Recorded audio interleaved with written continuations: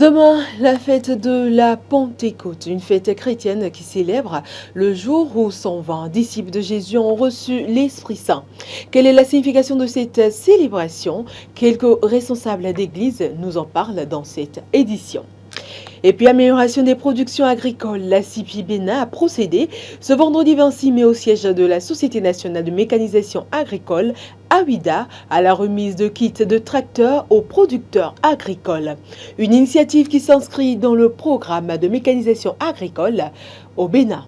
Et puis au Sénégal, les sites internet de l'État sénégalais ont été touchés vendredi soir par une cyberattaque dans un contexte de forte crispation politique à 9 mois de la présidentielle.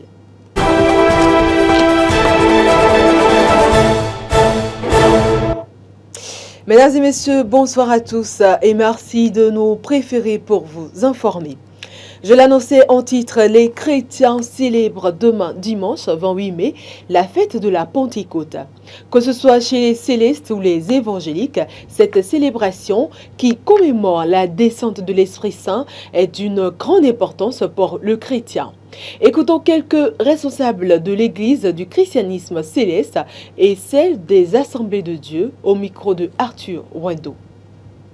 La Pentecôte, c'est une fête solennelle qui a lieu le 50e jour après la glorieuse fête de Pâques. En réalité, ce n'est pas une fête, c'est de se mettre dans un sillage pour pouvoir recevoir le Saint-Esprit de Dieu qui vraiment est d'une nécessité particulière. Elle est très très importante pour nous.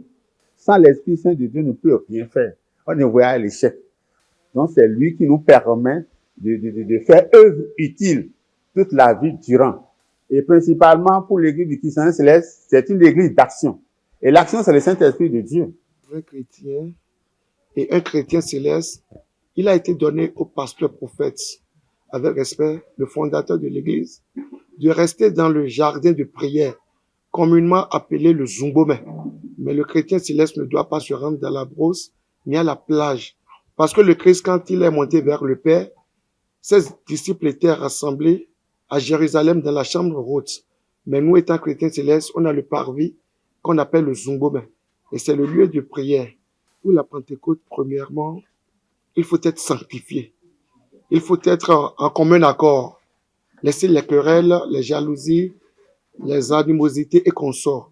Parce que ce que le Père a promis, c'est trop, c'est grand et c'est une fois par an. La Pentecôte, nous pouvons dire que c'est une fête qui est célébrée depuis l'Ancien Testament.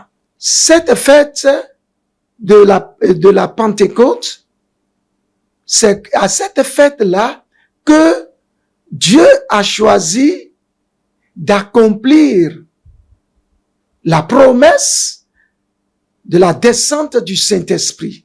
Et pour les chrétiens, aujourd'hui, lorsqu'on parle de la Pentecôte, on a l'idée sur le début d'accomplissement de la promesse de la descente du Saint-Esprit sur les chrétiens. Donc, les chrétiens, aujourd'hui, doivent célébrer cette fête en reconnaissance à Dieu pour la fidélité de Dieu dont Dieu a démontré en nous envoyant le Saint-Esprit pour nous rendre capables de vivre une vie chrétienne épanouie, de vivre une vie chrétienne victorieuse, de pouvoir vivre une vie de témoin de Christ afin de pouvoir sauver les âmes qui sont encore dans les liens du diable. Donc la moisson dont il est question aujourd'hui, c'est la moisson des âmes perdues. À présent, lancement hier à AWIDA d'un vaste programme gouvernemental de mécanisation agricole pour marquer d'un saut spécial le démarrage des activités du dit projet. La zone industrielle de Glo-Djigbe et ses partenaires ont procédé à des dons de kits matériels aux agrégateurs et producteurs de départements du Zou et des collines. Ces kits, composés de tracteurs, de sous-soleurs et de charrures, sont désormais la propriété de 15 agrégateurs et producteurs des départements du Zou et des collines. L'initiative, celle de la zone industrielle de Glodjigbe, appuyée par des partenaires techniques tels la CIPI et la Sonama, s'inscrit dans le cadre du démarrage du vaste programme destiné à la mécanisation agricole. Depuis 2016, nous avons engagé une transformation profonde de notre économie. Le président de la République a estimé que nous devons passer d'une économie qui dépend des rentes commerciales pour passer à une économie qui dépend beaucoup plus de la transformation de nos produits agricoles. Alors quand vous parlez de transformation de produits agricoles, ça veut dire l'industrialisation. Donc, il faut une agriculture forte pour avoir assez de produits agricoles à transformer. Et donc, est-ce que nos producteurs seront capables de satisfaire les besoins de ces industries qui sont installées? Aujourd'hui, c'est 310 000 tonnes, mais dans les mois à venir, la demande va augmenter. Et donc, il faudra produire beaucoup plus pour pouvoir satisfaire cette demande.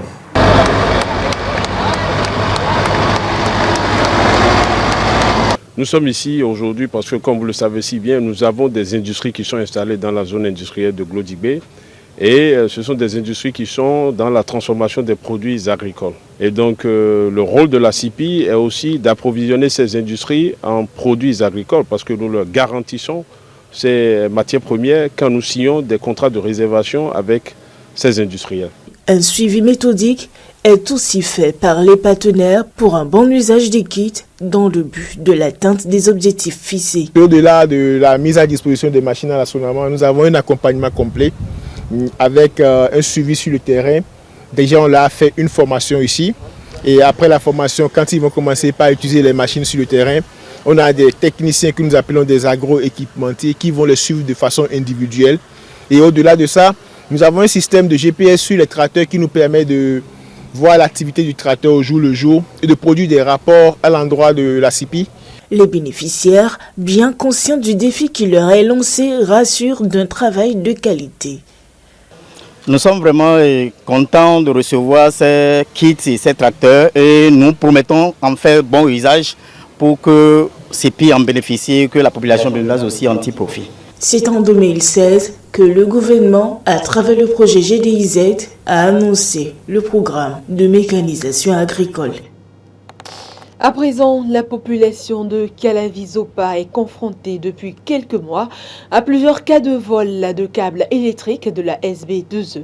Une situation qui n'est point reluisante et qui expose les habitants à des dangers. Reportage avec Arthur Rwando. Des câbles électriques de la SB2E coupés par-ci et par-là dans la Zopa. C'est bien là la situation qui prévaut ici depuis plusieurs mois. Une situation qui expose la population et en particulier les enfants à plusieurs dangers.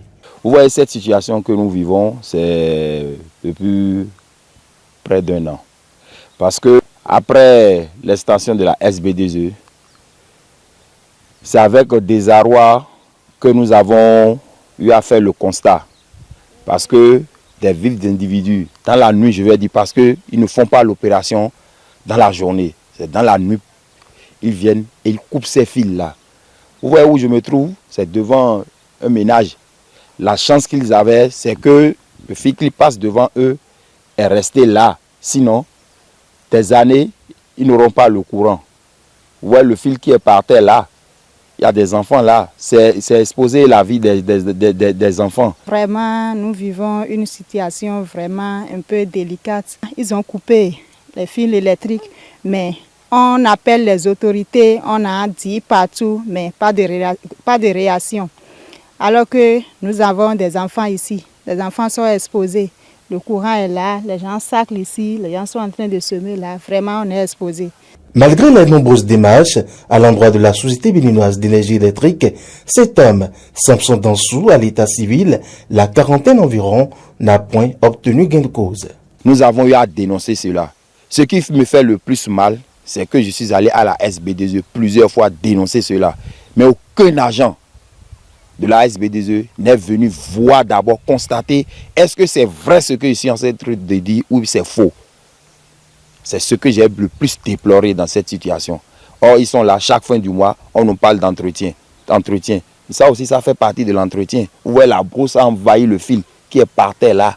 Ce n'est pas du tout bien. Il urge de régler cette situation. La population appelle les autorités compétentes au secours. Nous invitons les autorités compétentes à réagir le plus rapidement possible.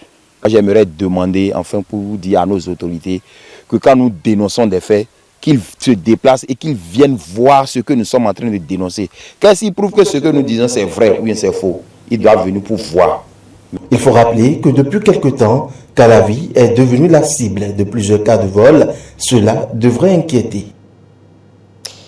Les informations hors de nos frontières nous intéressent à présent au Sénégal. L'opposant Ousmane Sonko est toujours en route vers Dakar à bord de ce qu'il a appelé la caravane de la liberté. Il est sur le point de quitter Kolda où il a fait étape dans la nuit de ce vendredi à ce samedi 27 mai direction Tambacounda. À 5 jours de délibéré de son procès pour viol, où il entend faire pression sur les autorités pour échapper à l'inéligibilité. Pendant ce temps, un groupe de mystérieux hackers ont décidé de lancer un avertissement au président Macky Sall. Des hackers ont lancé vendredi soir une importante attaque sur de nombreux sites du gouvernement sénégalais. Dans un contexte politique très tendu, ils disent vouloir libérer le Sénégal de la dictature. Ministères, hôpitaux, ambassades, agences nationales, ce sont plusieurs dizaines de sites internet qui sont désormais inaccessibles. Le site de la présidence, qui a été parmi les premiers touchés, a été rétabli. Le groupe de hackers derrière l'attaque s'est auto-baptisé Mysterious Team. Sur son compte Twitter, il dit être un collectif de cyberguerriers bangladais et utilise le hashtag Free Sénégal popularisé ces derniers mois par une partie de l'opposition sénégalaise. Les hackers disent vouloir envoyer un message au président Macky Sall. C'est notre dernier avertissement. Réponds à la demande du peuple pour travailler ensemble. Arrête de torturer ton peuple. Si tu continues, nous détruirons votre cyberespace. Le groupe serait lié au collectif d'activistes Anonymous qui revendique également l'attaque dans un tweet se disant solidaire des Sénégalais qui voudraient pouvoir choisir leur prochain dirigeant librement. Référence à une éventuelle candidature de Macky Sall à un 3e mandat. Le 21 mai, Anonymous avait déjà menacé le président sénégalais, lui conseillant d'éteindre les serveurs de ses ministères et de partir. Le porte-parole du gouvernement sénégalais, dans un communiqué publié dans la soirée de ce vendredi, confirme cette importante cyberattaque et se dit mobilisé pour rétablir les services dans les plus brefs délais. Alors, le président sortant Recep Tayyip Erdogan est arrivé largement en tête au premier tour et les sondages lui donnent pour demain 2 millions de voix d'avance. Mais son adversaire tente d'inverser la tendance jusque dans la dernière ligne droite. On suit ici le commentaire.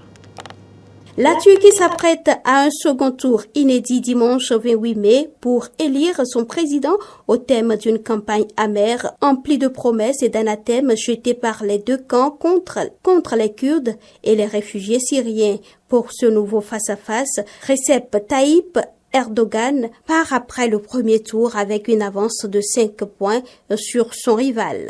Les derniers sondages qui s'étaient trompés avant le premier tour accordent d'ailleurs une avance similaire de 5 points au chef de l'État.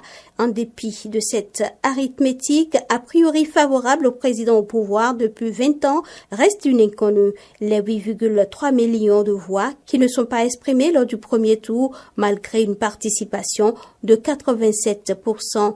Déjà, la diaspora qui a pu voter jusqu'à mardi soir s'est davantage déplacée avec 1,9 million de bulletins contre 1,69 million. Outre les abstentionnistes, les deux camps ont courtisé les ultranationalistes, dont le troisième homme du premier tour, Sinan Ogan, qui a recueilli 5% des suffrages exprimés et a finalement rejoint Erdogan. Mais le poids de ces extrêmes a joué sur la tonalité de la campagne. En face, Recep Tayyip Erdogan, 69 ans, stimulé par le résultat du premier tour, a enchaîné les meetings jusqu'à 3 par jour le week-end dernier, dénonçant à longueur d'estrade les terroristes du camp adverse, coupables du soutien que leur a accordé le parti Procud, HDP et les LGBT+, qui attaquent les valeurs fondamentales de la famille. Hier encore, ils adoraient les terroristes, a encore lancé le président à l'encontre de l'opposition. C'est ainsi que nous refermons cette édition, mesdames et messieurs. Merci de l'avoir suivi.